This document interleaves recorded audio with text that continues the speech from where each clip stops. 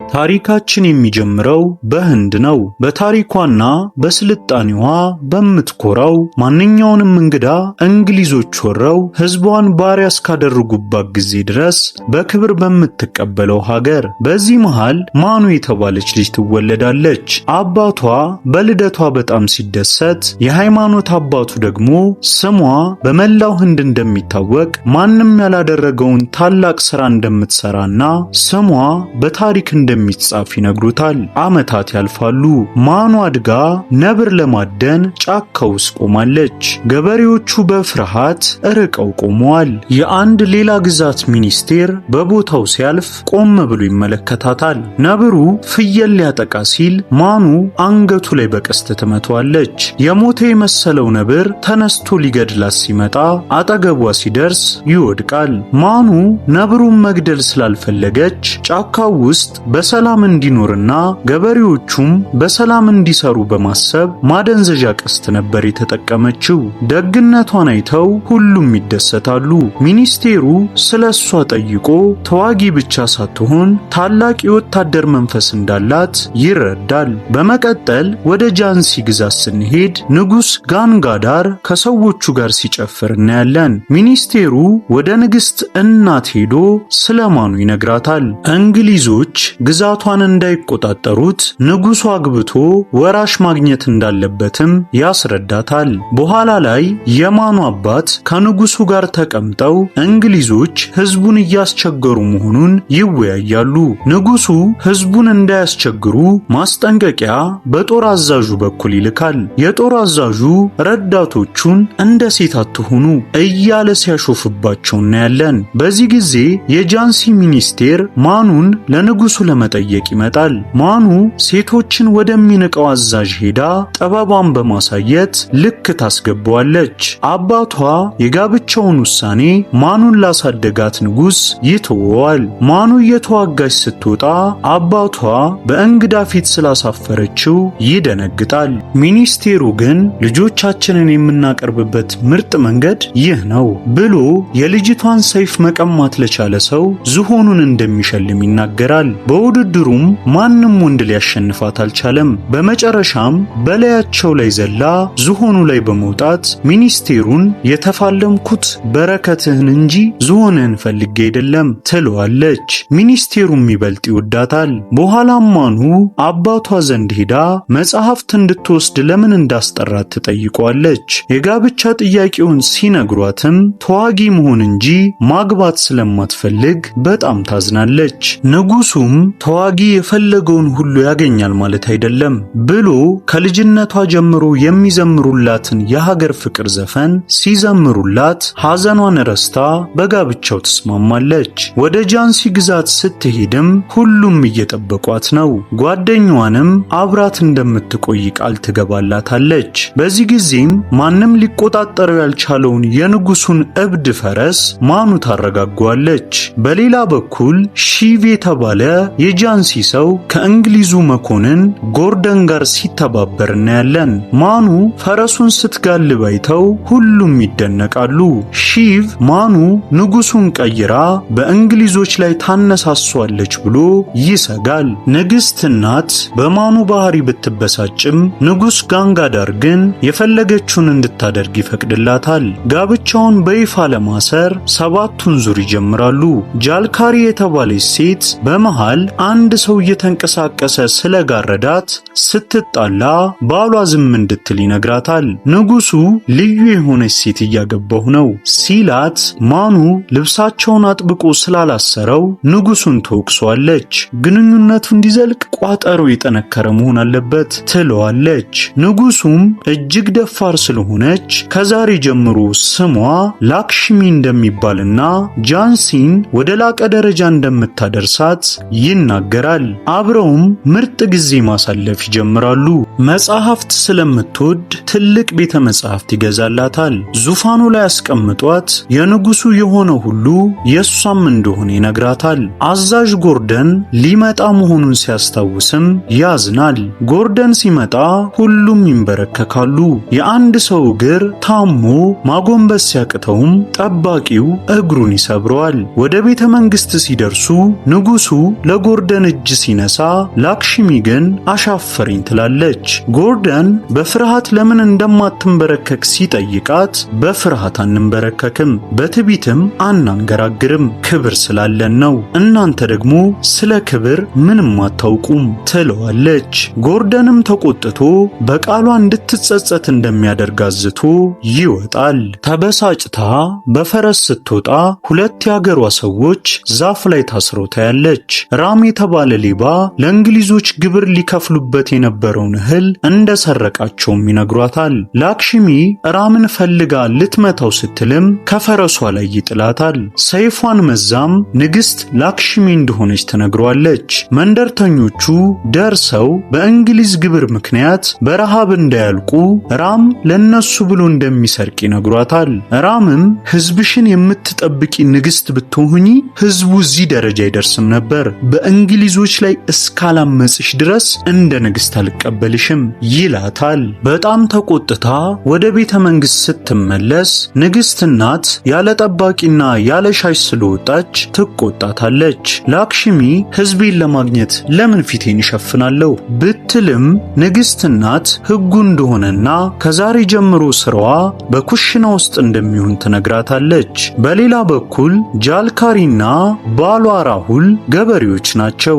እንግሊዞች ጥጃቸውን ሲወስዱባቸው ጃልካሪ ስትከላከል በጅራፍ ይመቷታል። ባሏም ለሰው ክብር የሌላቸው እንዴት ለእንስሳት ይኖራቸዋል ብሎ ያርቃታል። ላክሽሚ ይህንን ስትሰማም ወደ እነሱ ትሄዳለች። እንግሊዘኛ ማንበብ እንደማትችል አስበው ሲያሾፉባትም መናገር እንደምትችልና እንግሊዘኛ ልክ እንደናንተ ትርጉም የለሽና ቀሽም ቋንቋ ነው ብላ ንግሥትነቷን ትገልጻለች። ጦር ወርውራም የእንስሶቹን ማከማቻ ትከፍተዋለች። ጥጇን ለጃልካሪ ስትመልስላትም ጃልካሪ ማመን ያቅታታል። ላክሽሚ ወተት ስትጠይቃትም በትህትናዋ ሁሉም ተገርመው አብረዋት ይጨፍራሉ።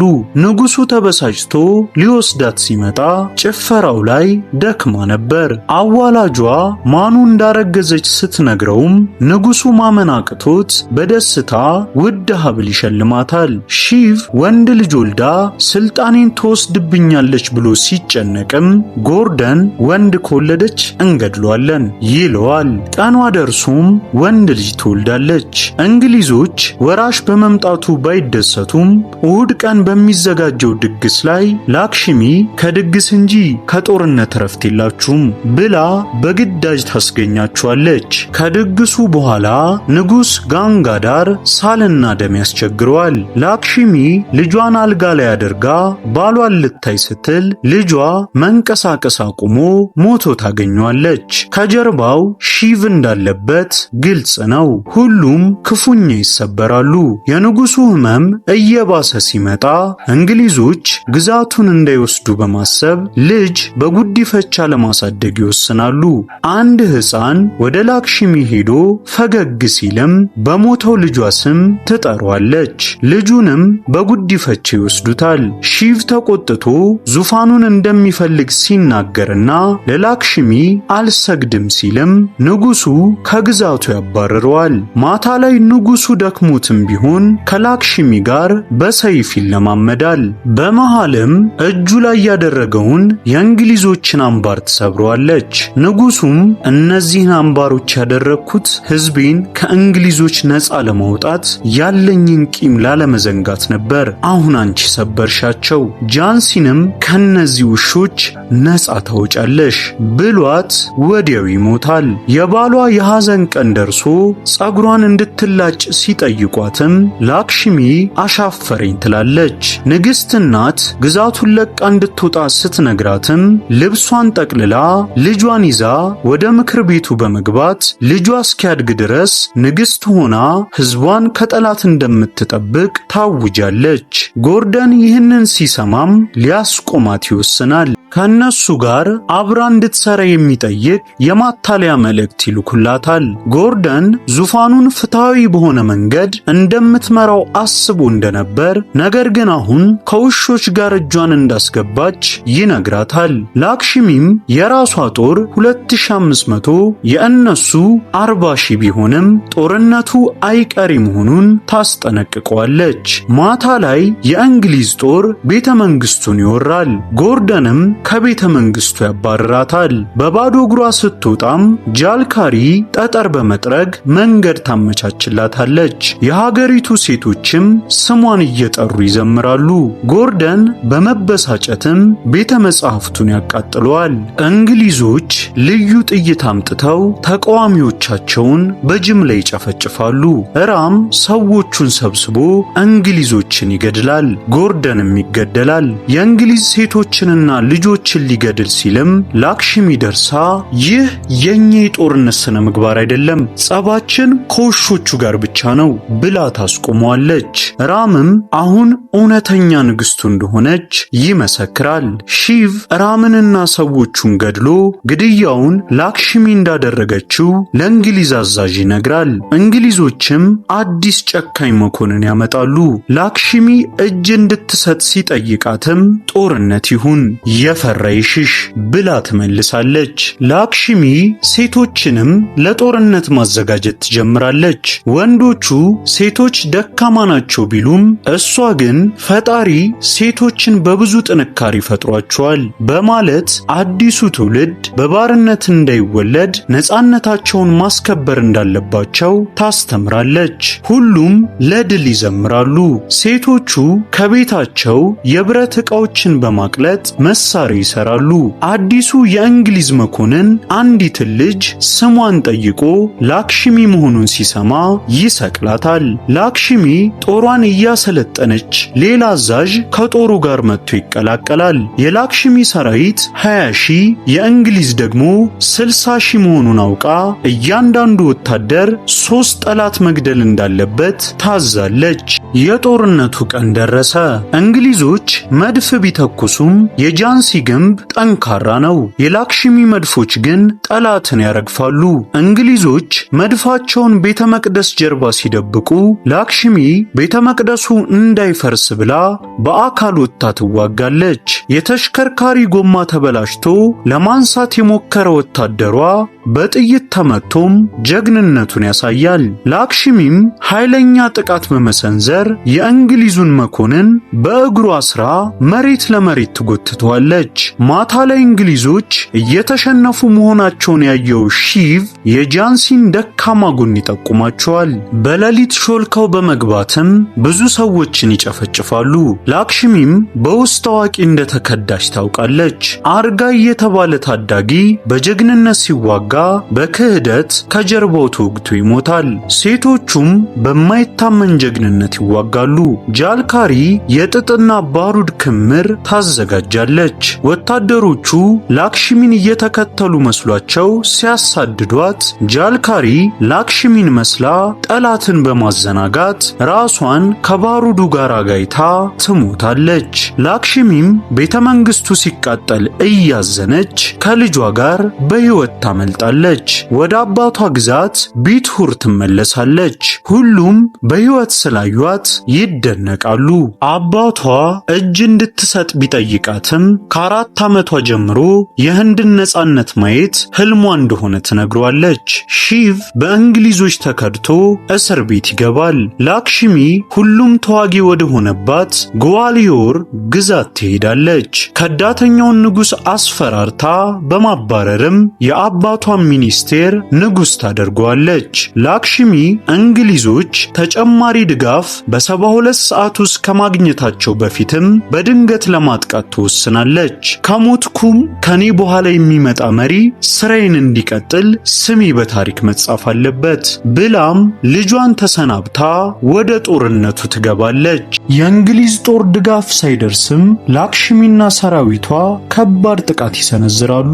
የሰለጠነው የላክሽሚ ጦር አነስተኛ ቢሆንም ጠላትን ያረግፋል። ላክሽሚ በጥይት ብትመታም በጽናት ትዋጋለች። በመጨረሻም ከጀርባዋ ክፉኛ ስትመታ መኮንኑ ሊገድላት ሲመጣ የጠላት መጫወቻ ከመሆን ሞቷ የከበረ እንዲሆን ራሷን በሚነድ ባሩድ ላይ ትጥላለች። በቀጣይ ቪዲዮ እስከምንገናኝ በያላችሁበት መልካሙን ሁሉ እያደረጋችሁ ቆዩልኝ። እወዳችኋለሁ።